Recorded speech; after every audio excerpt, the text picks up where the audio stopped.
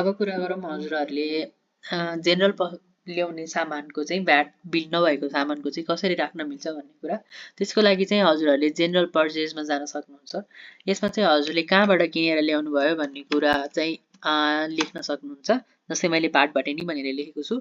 त्यसपछि हजुरहरूले अब बेच्ने आइटम्स अथवा किनेर लिएर आउनु भएको चाहिँ सिम्पल हिसाब राख्नको लागि चाहिँ यो युज गर्न सक्नुहुन्छ। मैले चाहिँ अहिले चिप्स भनेर एड गरेको छु। क्वान्टिटी 15 राखेको छु र रेट चाहिँ 150 राखेको छु। युनिटमा चाहिँ मैले यसको प्याकेट्स भनेर राखेको छु।